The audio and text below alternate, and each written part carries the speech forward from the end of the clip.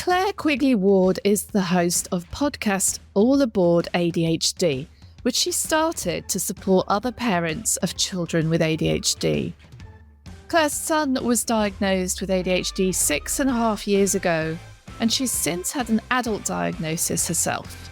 Her son is now 13, so I'm going to ask Claire to share what it's like parenting a teenager with ADHD. Claire, welcome to the podcast. Oh, thank you so much for having me, Helen. I know that you've got all sorts of ADHD stories to tell, and your podcast is a brilliant resource for anyone that's kind of new to the diagnosis with their kids and is looking for a bit of support, which is basically what we all do as parents online, isn't it? We get something in our lives that no one we know is dealing with, and suddenly we need to reach out, and the internet is a godsend from that point of view. Is that how you started once ADHD entered your world? Oh, yeah, completely. I mean, obviously that was long before the podcast, but that's exactly how it started for me, because when my son was diagnosed, he was only 6.5. And actually, that's quite a long time ago, even in the world of social media that we live now. And I just felt so alone. I didn't know anybody around me in the same boat. Obviously, that subsequently changed. But one day I was reading an article, as you do, and it was the first time ever that I felt as though I could see my son in something. And it was written by a woman called Kate Pearce. And she was talking about her own son and her experience with him, who was of a similar age. And I thought, oh my God, that's it. That's him. This is what I'm experiencing. And out of, I guess, pure desperation and loneliness, I sent a message to her, a DM, complete stranger, just to say, oh my God, thank you for writing this, because it spoke to me so deeply. At a time I really, really needed that. And that kind of began a dialogue between the two of us. And actually, to this day, we've never met. But Kate really was that first person for me who made me feel less alone and just gave me a frame of reference to start working within. And then kind of everything I do in the world of ADHD, I think has progressed quite organically, really, over that time, because my way of coping was to really lean into it and to try and learn as much as I possibly could about ADHD. And then I've always been very open about that. And so gradually more and more people locally would start approaching me, even just at the school gates, whether it was about, could they put their friend in touch with me, or it was about their child. And that grew. So I started a support group, ADHD Winchester, where I live. And we have got an amazing group there. And that's a really supportive community for parents.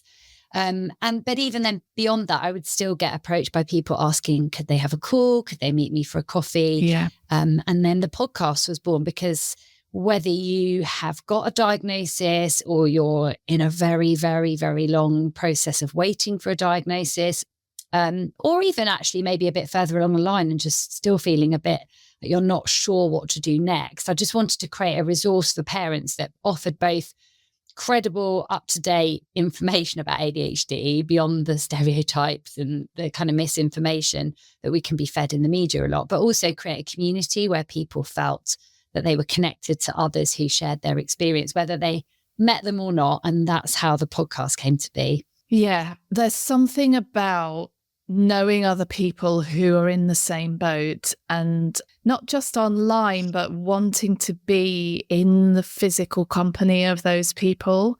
Yeah. Physically relieving about being around people who've got the same thing going on as you. And I know this from when my own daughter was diagnosed with a medical condition. And I knew I knew one person at a great distance who had experience of it. And I remember in those first few weeks not understanding why the hospital couldn't put me in touch with another 20 people who were going through what I was going through. Yeah. Just wanted to have coffee with them and hear that they also had their world shattered, and see in the flesh that they were now okay. Yeah, absolutely. There's just such huge comfort in it. And I think we've really lost community, actually, in a real life sense these days. We are kind of more, in theory, connected than ever, but actually probably less so. And this is not in relation to ADHD, but I had a similar experience myself. So my daughter had like major neurosurgery at only 8 months old. She was so young. She had her first general anaesthetic at 3 months and then underwent this huge surgery on her spinal cord. And I was in this tiny little pediatric neurology ward. I mean, it was so small. I think there was probably only 6 beds. And that was the first time I really experienced that, what you're talking about, just being, I mean, sort of literally, I was going to say locked in a room, you're not locked in, but in this bubble of a world where actually, even though everybody's there for different reasons, there was a shared sense of, I guess, the weight and the fear and the risk and just everything that was going on. But also through that, just a huge amount of comfort, because I've never met so many beautifully kind and open people as I did in that room. And they were going through things that most people probably would never imagine or hope would never ever happen for their children. So I think community is so important, and that sense of serving others, because the podcast for me, you know, I do it off my own back. I'm also an ADHD coach, but you know, this is something that I fund myself and put a huge amount of my own time and energy into as a result. It's just so important to me that I just want to help other people. I don't want them to feel as alone as I did. Yeah, alone is exactly how it feels. I felt completely alone and isolated, worse than alone. And that word isolation is, and I can imagine it must have felt very similar for you. And I think that's what happens to everyone when something new and scary lands in their world. We're going to talk a bit more about how things were and how things have progressed for you and your family. But first of all, I want to ask the question that I ask everyone to talk to me about. And I'm imagining that it might be quite an interesting answer from you. How was your life as a teenager growing up? Oh, I think this is such a big question for me, because I think my teenage years were a really mixed bag, in the sense that it was almost, I mean, maybe this is true of all teenagers, almost like having two sides of a coin. So on one hand, I look back now and I think, God, it's an absolute miracle that just from things that happened in my teenage years that I got through them unscathed. I mean, I genuinely mean that. I look back and think, oh my God. You just don't realise how vulnerable you are at that age. And obviously, I've subsequently had an adult diagnosis, but I didn't know that I had ADHD at the time. Although looking through that lens now, it all completely makes sense. Right. And then alongside that was this sort of contrasting sense of, I've always actually had really a real belief in my ability, which is going to sound strange because I'm also, I think, someone who's struggled with low self-worth throughout my life as a result probably of many things, from having undiagnosed ADHD, you know, in my teenage years. And yet underneath this quiet sense of, even though I lack confidence, I'm quite outgoing, and I've also just had that innate drive. So there's always a sense of, I had all these really huge ideas and plans and hopes and dreams when I was younger. Get a bit lost along the way, don't they? Particularly as you enter parenthood. So it was a really mixed bag, as I was going to say, as you would expect. Maybe you wouldn't, but I think there were two almost very contrasting sides to me as a teenager. Looking back, did you have any particular challenges that you now can say, oh, that was ADHD that got in the way there, or caused me to experience that differently to other people?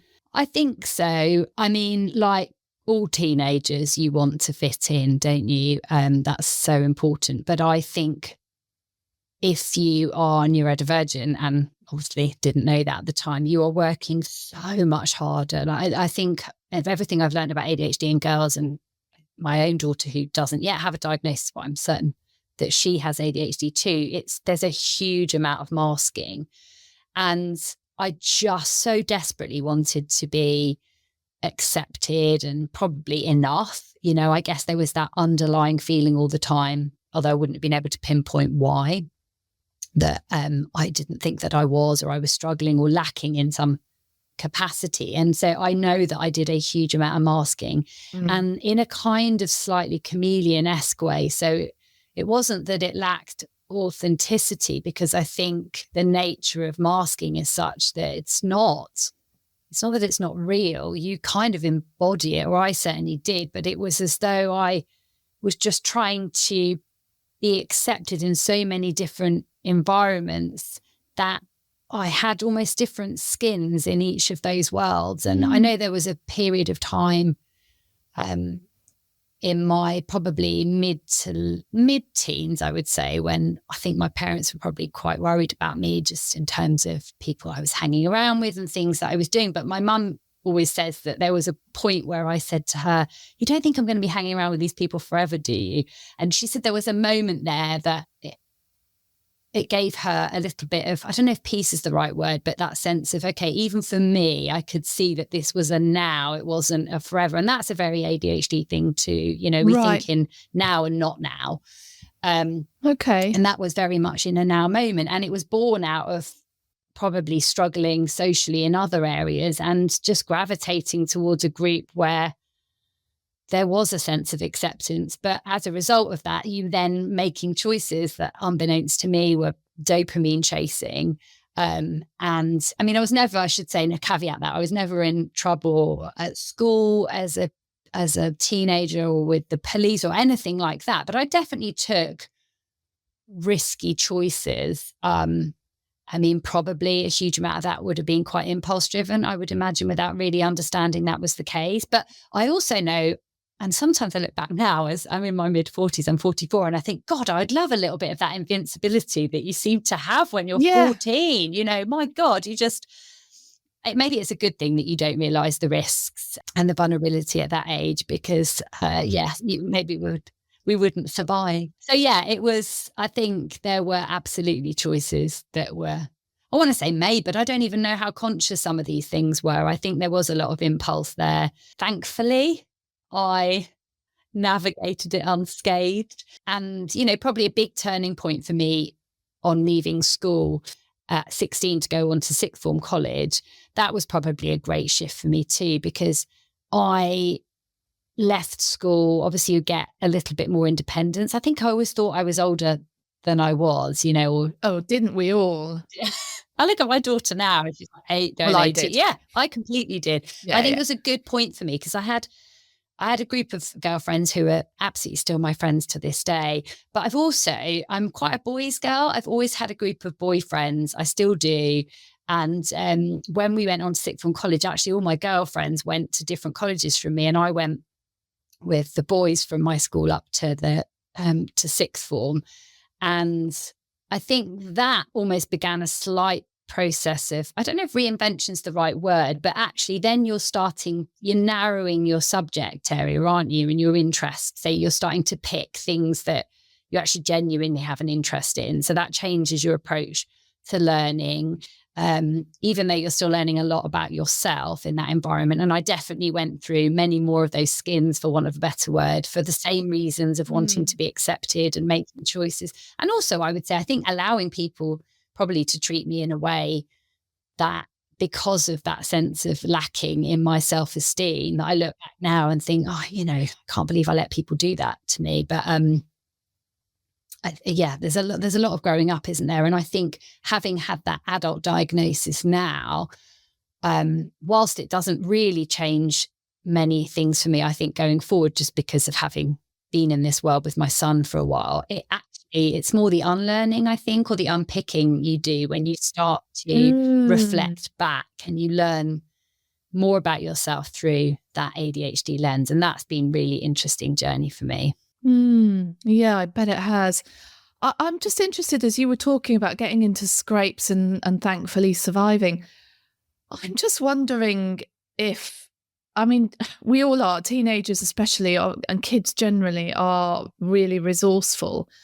I'm just musing, is there anything about ADHD that, maybe the spontaneity, the impulsivity, I know it might get you into scrapes, but is there anything about it that you think helps you to be more resourceful? Oh, massively. I think that's probably one of the greatest skills of ADHD. I think all of the challenges and the impairments of the symptoms do have an upside to them. You know, I think if you took, for example, the ADHD brains take in a huge amount of sensory information all the time. So whereas neurotypical people are often filtering things out, for someone with ADHD, you are taking in everything around you at a sensory level: sound, you know, touch, smells, the lot. And I think there are times when that is phenomenally valuable, because it means that there's a hypervigilance there, which is exhausting, but it means you are hyper aware too. And you will pick up on the tiniest nuances and often be very quick to respond in an emergency situation, or have an absolute awareness when there's something not quite right, or there's something going wrong. Right. And actually, in that sense, you want that impulsivity, or there's like two modes in the brain that usually, when one comes on board from a task perspective in a neurotypical person, the other one quietens down, and they function at the same time in people with ADHD. And actually, in those moments when you want people to act actually without thinking, there's massive value in that too. I think it's taught me I think I read people very, very well. And at times that's quite tiring too, if I'm honest. There's things sometimes you wish you missed, because I can pick up on the tiniest nuances. And I always joke with my husband that,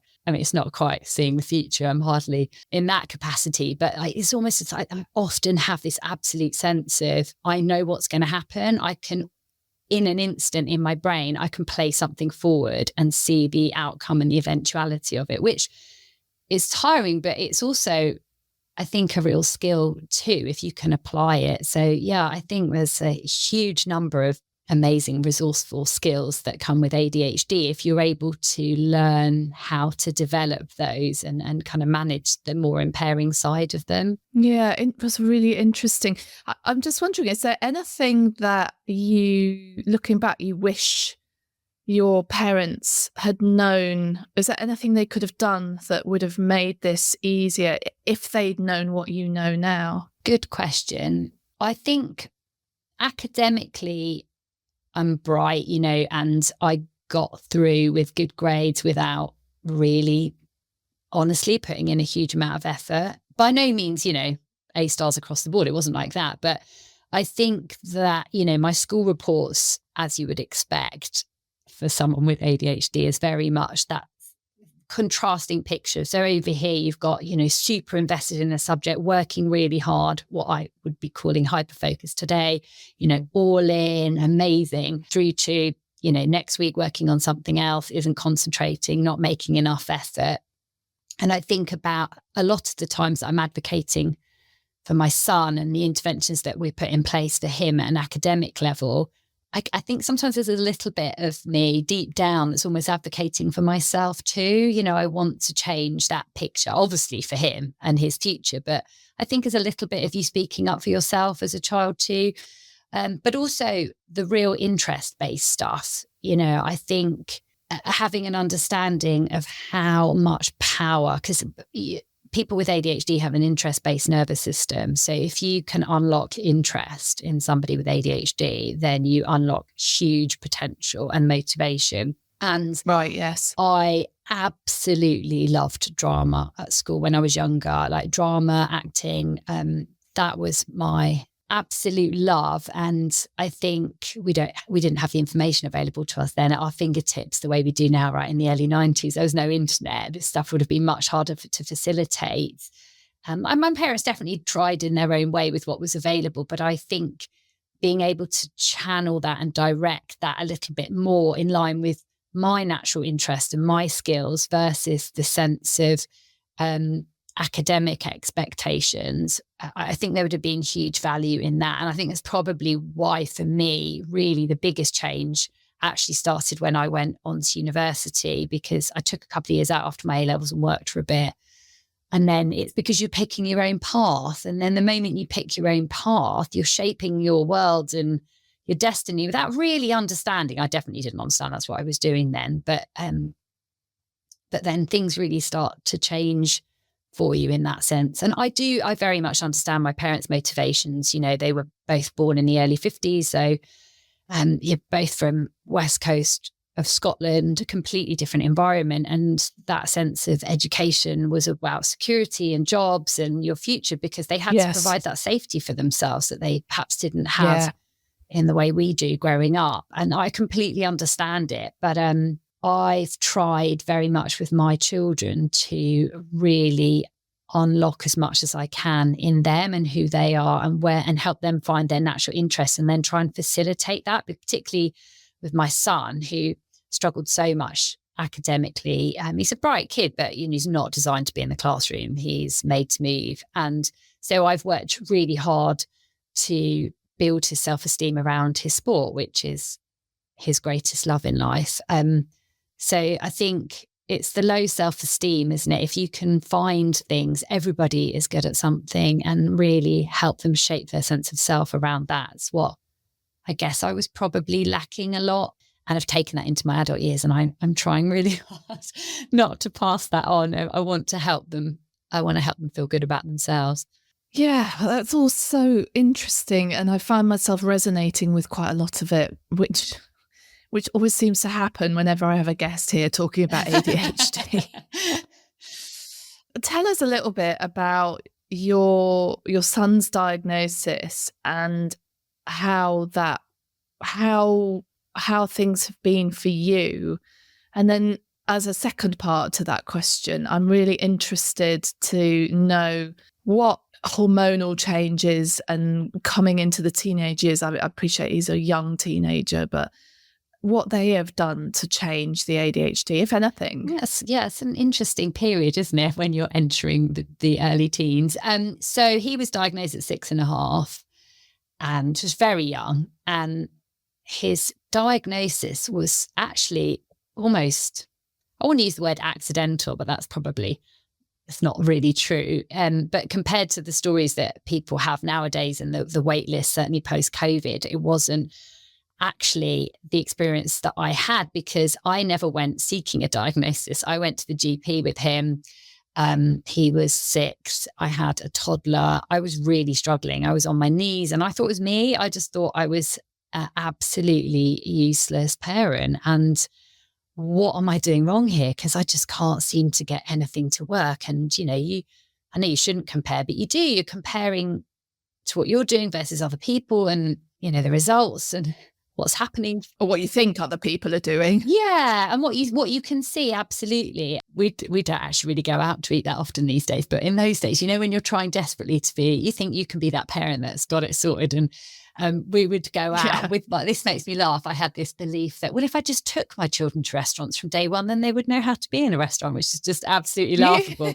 But I would always be the one with the toddler, under the table, stood in the high chair, you name it. But always next to me would be the 2 impeccably behaved children. You'd be like, oh my God, what are you doing to me here, people, please? So I thought it was me. I went to the GP. The GP mercifully, thank God, referred me, went along to see a consultant psychiatrist, with a pediatric consultant psychiatrist, I should say, with my son. And at the end of that first appointment meeting, he said, because I had in those days did things face to face, I had my son with me and he couldn't sit still. He was 6, like bouncing off the walls and interrupting constantly. He said, I think I could make a diagnosis, but obviously we have to go through that proper process. And I was really taken aback. It's like, a diagnosis? What do you mean? Like, nothing, wouldn't say this now, but wrong with my son. It's me. And so I was really, that's why I use the word surprised, because it was not on my radar at all. And like everybody, you know very little about it. What you do know is a stereotype. And that then began a process. He was diagnosed. We did all the usual things that they do with the parent assessments and then through to school. And he was given a diagnosis at 6.5. And it's the best thing that ever happened to him. I really believe that. I think it meant because it meant that we understood him and his brain. And from a very young age, we could then advocate for him and we could help shape the support and the understanding that he needed based on his brain. As I said earlier, my way of coping was just to really lean into it and to learn and read as much as I possibly could. Because then at school, when he was struggling, socially, when he was struggling, I could just try to navigate that in the best way that I could with the information I had about who he was. And it offered a sense of probably a compassion, that you might not have had if you're just struggling and you can't understand why you can't get your child to do certain things. And that's been a massive learning curve, by the way. I mean, I don't think that ever stops. I'm still learning and I'm still adapting, because every day as a parent is something you've never experienced before, right? So I don't know what I'm doing with a 13-year-old any more than I knew what I was doing with a 6-year-old at the time. But I'm so grateful to this day that I was so on my knees that I went to the GP in the first instance, and that he referred me, and that happened, because I really firmly believe that we've been able to completely shape his academic experience so far, his interests, everything in line with who he is, with that understanding, to become a team, I guess. It sounds, the way you're describing it, as a diagnosis, and I've heard people say this before, diagnosis doesn't fix it, but it tells you where to look and how to respond. Yeah, massively, because you're understanding their brain, fundamentally. And obviously I didn't know this about myself at the time, but his brain is wired differently. And it's not a case of, if he could, he would. No child wants to not conform. No child wants to be different to everybody else. No child wants to be, problematic or struggling. That's just not what children want. They want to be liked and understood and loved and accepted. And so it really began that absolute journey of understanding his brain, like why he would struggle with certain things. And again, I'm still learning every day about ADHD. It is the most fascinating neurodiversity. And then advocate and put in the scaffolding and support and interventions that he needs. And with those, and many of them are reasonably simple things, you can see such a huge difference. But it requires letting go of the shoulds. It requires changing the narrative. And that's a really hard thing to do. And I struggled with that in the beginning, particularly with judgment. I was almost on high alert. Just that constant sense of adrenaline and cortisol, because you want to protect your child and support them. And yes, I know that feeling. Yeah, it's hard, and then you gradually have to let go of this stuff. And you're trying to educate other people along the way, people that matter. My parents, who are amazing and really supportive, and they really understand it now. In the beginning, obviously they didn't either. And so it's all been a learning journey for us as an entire family, I think. But it is, that's the best thing that happened, honestly. I think when you can understand somebody and their brain, and you can parent to their needs, and you can meet them where they are, and you can build that trust and that connection, then I think the relationship that my son and I have, I hope that continues as he gets older. But we're a great team. And what's, I think, fantastic about when you focus on building a relationship with somebody that has a foundation of trust, then it means that you can call them out on the stuff. And this is particularly valuable, I think, when they become a teenager. Where you can call them out on things, and where to be compassionate and empathetic and sympathetic and patient and all of that stuff. And it becomes a balance. And, then he's going to be willing to listen to me, because he trusts in the moments where he's really struggling, or that he needs my support. I'm absolutely there for him. But I think it is, I can't emphasize enough how I'm just so grateful that I've been to learn and grow with him, I think, and just change and do what we needed to do for him and our family since he was actually really little. I'm just listening to you describe this, and I'm thinking that as you go through the teenage years, you're already equipped with everything you need to be able to get through those with the minimum amount of trouble and stress, because this is something that I've learned mostly through having, well, I don't know. I'm a counsellor. I'm in therapy. You learn to meet people where they are. As you said, that's exactly what I do as a job now. And having trained to do that has really, really improved how I cope. If coping's not even the right word. I'm thinking if my kids were listening to this, which they never will. What word would they like me to use? Navigate. How I coped with my kids. But I'm thinking about my own feelings, my own stresses and strains of wondering if I've got it right with my kids, given that they have changed so much, which they do. I mean, kids do from 0 right through to adulthood and through life. But I've learned as a therapist to meet people where they are, and I meet my kids where they are as often as I can remember to do that. And life is more straightforward as a result. I think I appreciate them better. I think they know that I appreciate them better.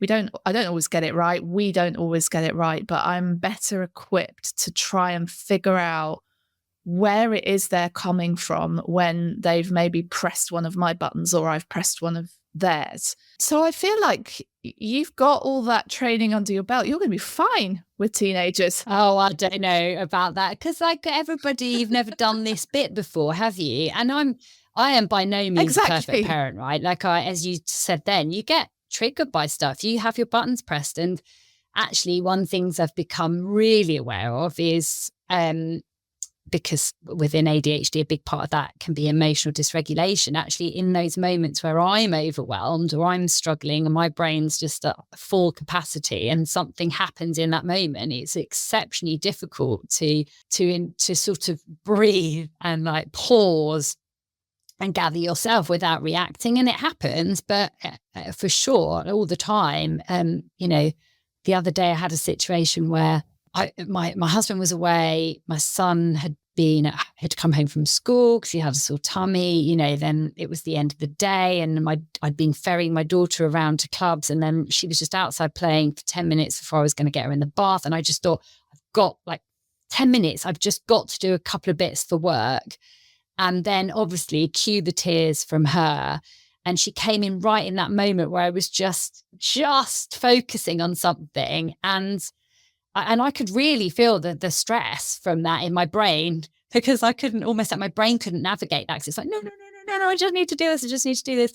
And I didn't give her the like support and sympathy and the kind of patience and love she needed in that moment. I didn't. I was grumpy.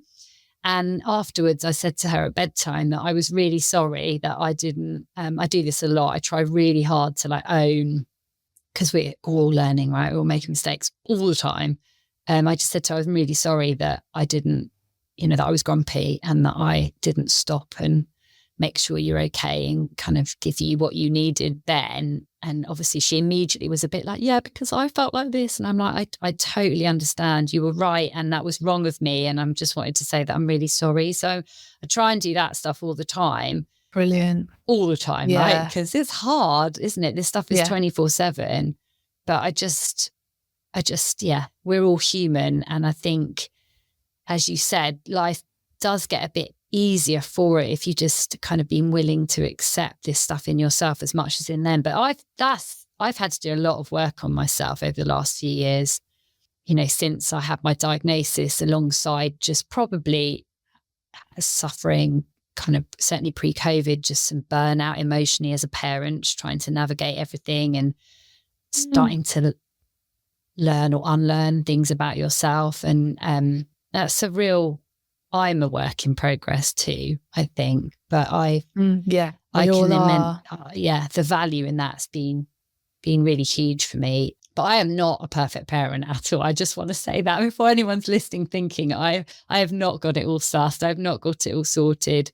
I have no idea what the teenage years will bring. I'm actually more nervous for that for my daughter than for my son, because she really knows how to press my buttons. But I don't know. I think you just do the best that you can do, right? And hope that you it's enough to have an amazing relationship with them, I hope. Yeah.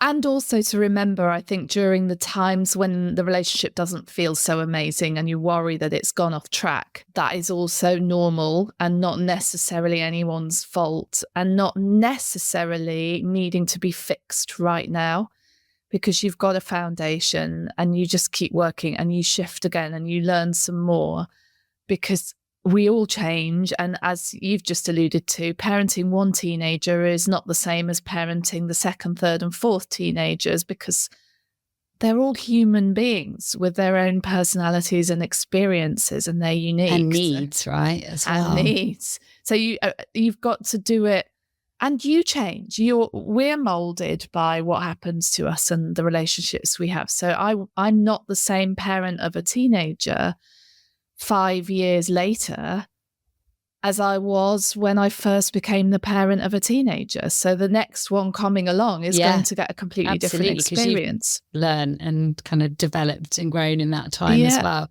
And had things happen to me that have changed how I show up in the world. And you get older as well. I think that's the other thing. You know, you're aging with it too. And there is value in that one. I mean, obviously the energy levels go down, but there's value in that too. I think as you get older, the way you feel about things shifts, and that helps massively. Yeah, I heard an analogy not that long ago about parenting teenagers, and I really liked it because it's a very visual one for me. And obviously, you can very much relate this to ADHD as well. And it's about how instinctively, and I've definitely been guilty of this, we kind of want to fix things for our kids all the time. But actually we can't, particularly as they get older and they get more independence. And it's not about trying to take them off the roller coaster or stop them getting on it in the first place. It's like holding their hand through it. And I really like that, because particularly the emotions of ADHD, they really are a roller coaster. And it's not even, it could be every moment of every day. It could be a high and low. But the fact that just navigating those feelings with them, as opposed to trying to fix it, which I would have been a default. And I have to work really hard to catch myself. I mean, I definitely still do it. But that was one that I really liked. And also another one that I heard was about catching the ball. So, and again, this is visual, and I can see this when I think it, is that as teenagers are having all those changes hormonally, and you're getting like deluge of just crap thrown at you, whether they mean to or not, in a moment, that just to catch it, you do not need to throw that ball back. You do not need to bat it back. Just catch it. And I'm trying so hard to do that. I mean, my face might portray like I've been hit in the face with it, but I'm trying in that moment to almost just go and just breathe and hold it. And then kind of move forward, because I like those two because they're very visual for me, and I can see it and I can imagine it. I had a physical feeling when you said that. I felt like a gut punch when you said catch it, because I can totally see that, and you're so right. That's exactly it. But the temptation to throw it straight back is enormous. It's so compelling. Oh, it's so good. And sometimes you do, right? Like sometimes you absolutely do.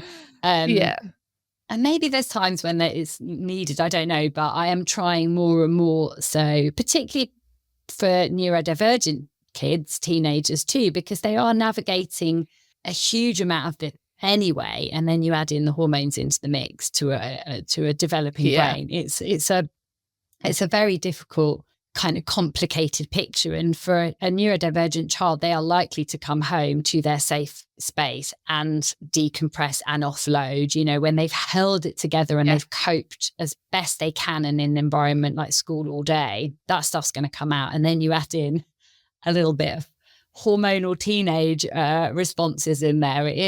It can be quite you know, your instinct is to say the things that my mum probably would have said to me, and I'm trying really hard just to just balance it a bit. I kind of wish that I'd known about all of this before the kids were born, because I've definitely, when you talk about your mum, I've definitely passed on some of the things that my parents did with me that I can now see just were never going to be healthy. I've definitely done that to my own kids. I feel so guilty about it. I'm still getting it wrong, but I now at least know, and as you say, I can go and say sorry when I've got something wrong.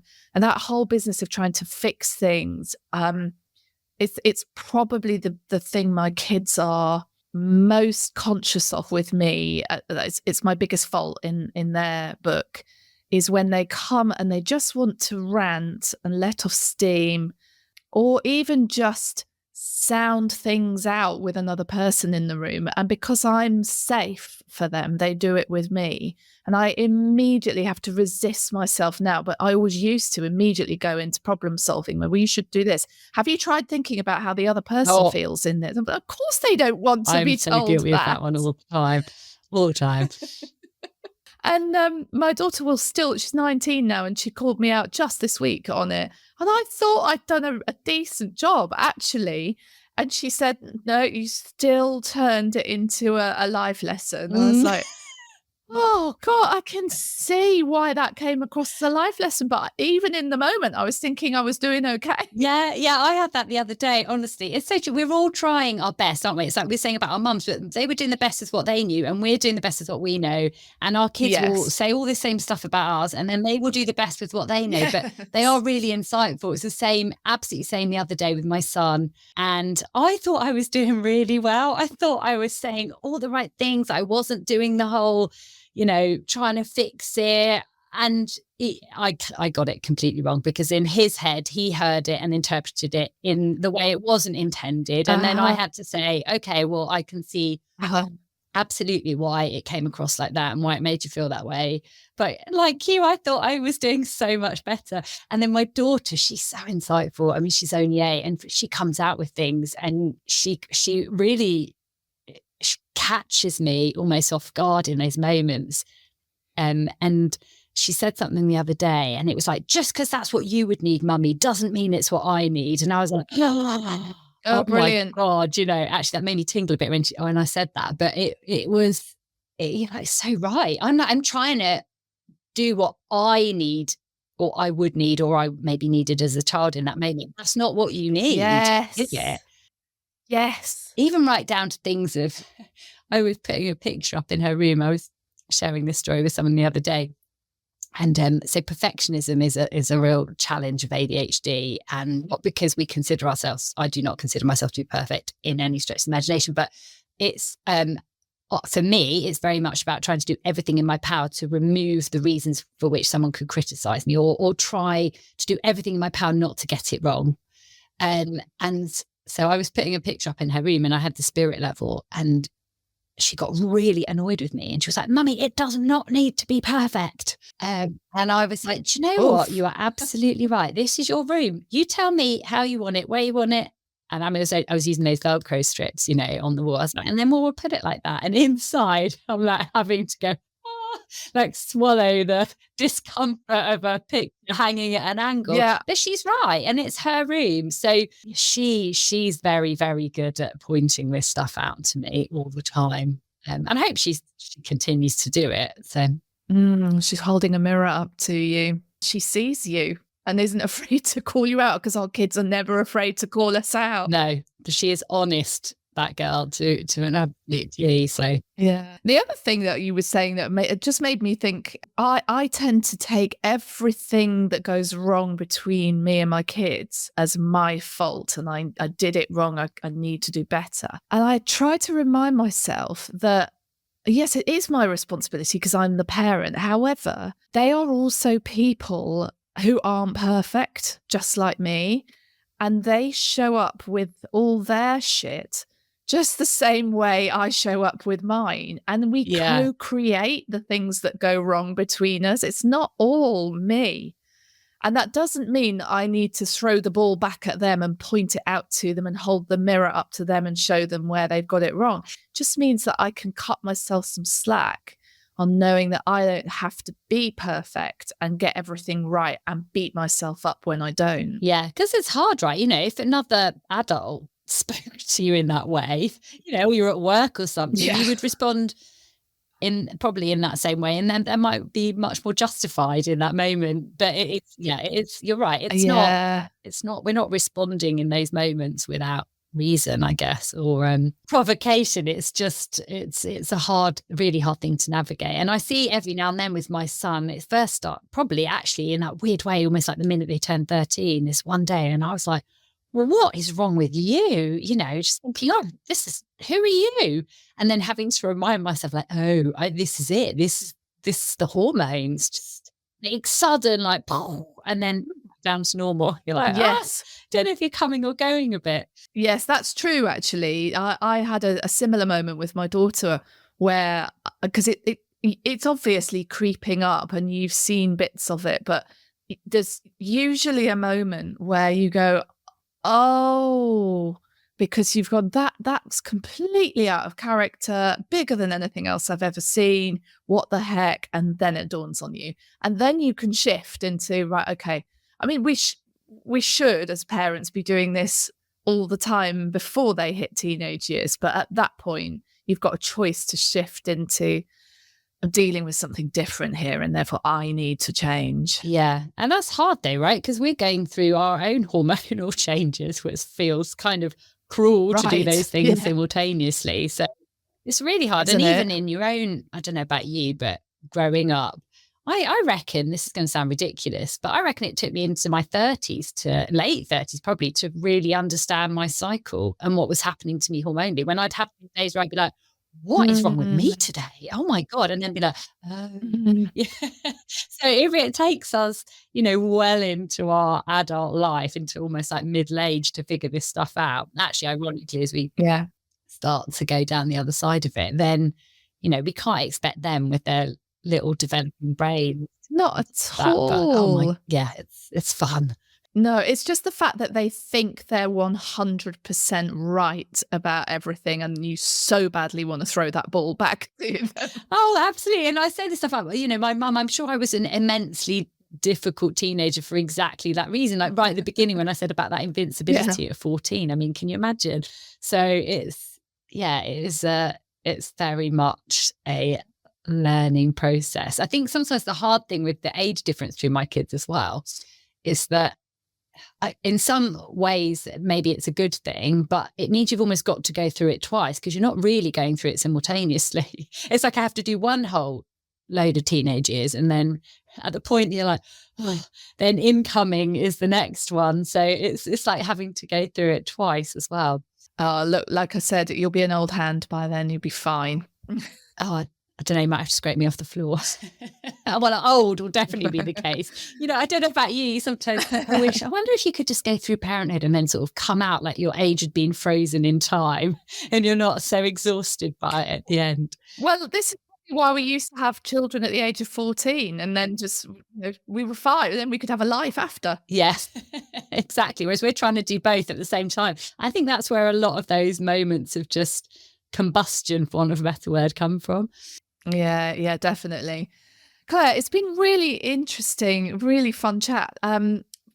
Tell everyone where they can find out more about you and connect with you if they want to. Oh, thank you so much, Helen. So as I said, I'm the host of All Aboard ADHD podcast, which helps parents navigate the ADHD journey.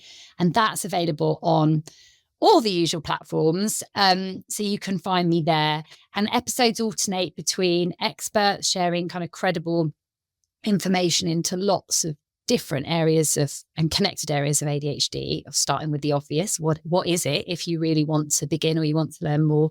And mixed in with that are episodes with parents sharing their real life lived experience to help you feel less alone. So you kind of get a bit of both. You get the information if you need it, and then you have that community too. So you can just have a little listen and feel some sort of solitude in knowing that you're not the only one going through it if you haven't yet found your kind of own community to do this alongside. But I'm also an ADHD coach. I work with kids, typically tweens and teens and parents, to help them learn about ADHD, navigate that and build the skills to cope with the challenges that they're facing. And so you can find me on Instagram at All Aboard ADHD, and also my website, which is allaboardadhd.com. Amazing. I'll put those links in the show notes. So when people finish listening, just scroll down and you'll be able to click. Thank you. Claire, brilliant chatting to you. Thank you. It's been so nice chatting to you as well. I've genuinely actually really enjoyed this conversation. It's funny, isn't it? Like even this, we should be doing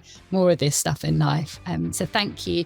Thank you so much for having me, and thank you for giving me the opportunity to share my experiences of parenting ADHD.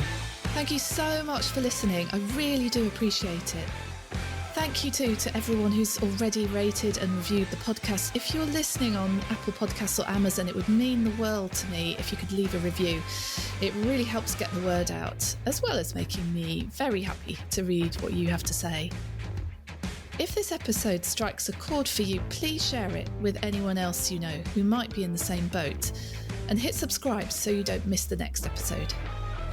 If you have a story or a suggestion for something you'd like to see covered on the podcast, you can email me at teenagekickspodcast@gmail.com or message me on Instagram. I am Helen Wills. I love hearing from all my listeners. It really makes a difference to me on this journey.